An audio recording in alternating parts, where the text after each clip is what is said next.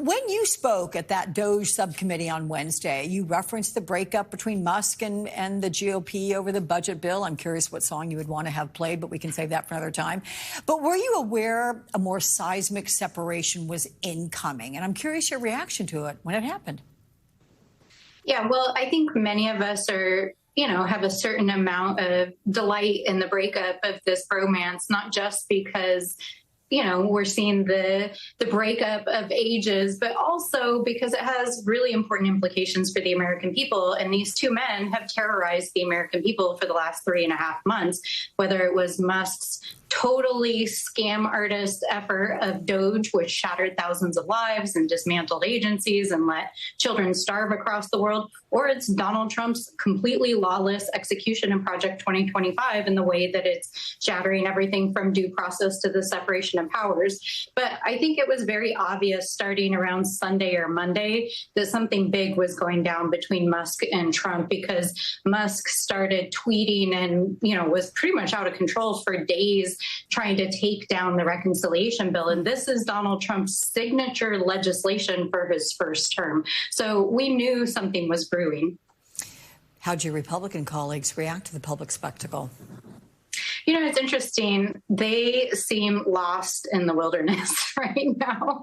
I think, as I was heading to the floor on Thursday, especially as Musk was literally tweeting yes to another tweet that said that Donald Trump should be impeached, I got to the floor and Republicans were kind of walking around acting bewildered, and the press was reporting that they didn't know whose side to take. We saw Republicans tweeting themselves like, bros, we don't want you to break up, get back together. And I think it's because, this is one of the most powerful political alliances we've ever seen. We saw Elon Musk dump $300 million on Donald Trump's election. We don't know what he did on the data side to help Trump win, but we know that Trump has been wielding that power over Republicans for the last several months, trying to force them to vote for his bills.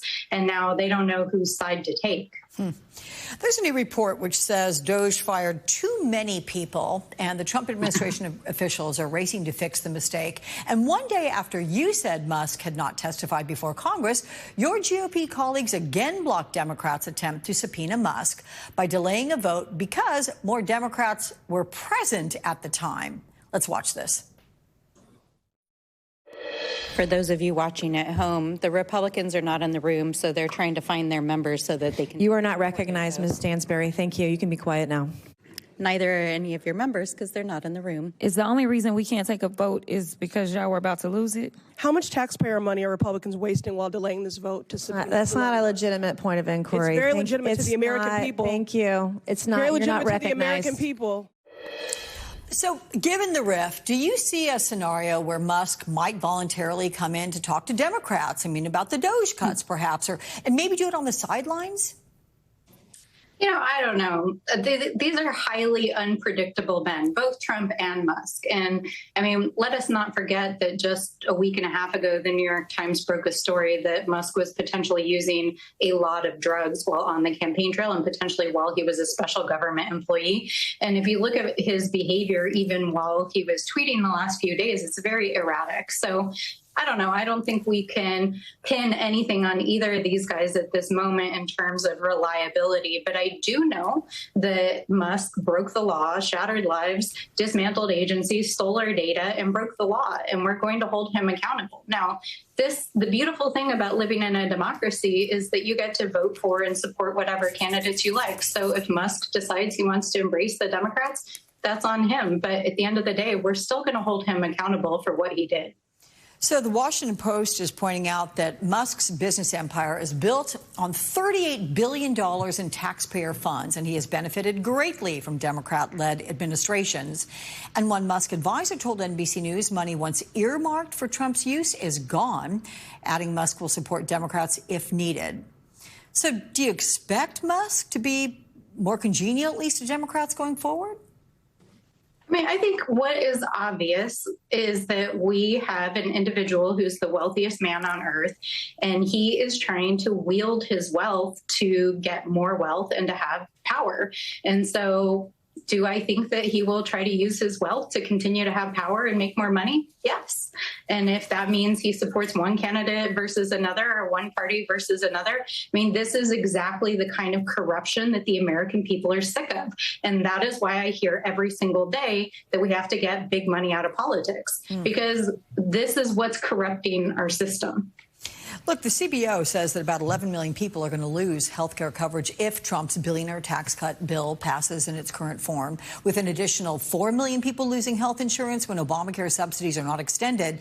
The CBO also says the bill would add $2.4 trillion to the deficit over 10 years. Where does this bill stand now after all of Musk's signaling, if you want to call it that?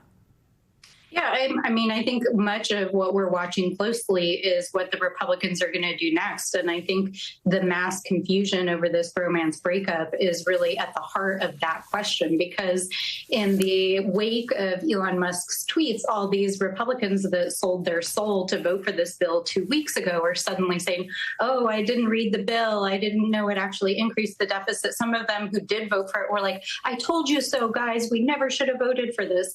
So I think we don't really know how the dust is going to settle, but I never underestimate Trump, and I don't think anyone should. He will use every tool and piece of power he has to try to get the Senate to shove this through. So we can't take our eye off the ball. We have to remain diligent, and we have to continue to speak up and to stop this bill in the Senate. Yeah, among those who didn't read the full content of the bill, your colleague Marjorie Taylor Greene, we should note. Okay, and she admitted it. I mean, she did, flat out.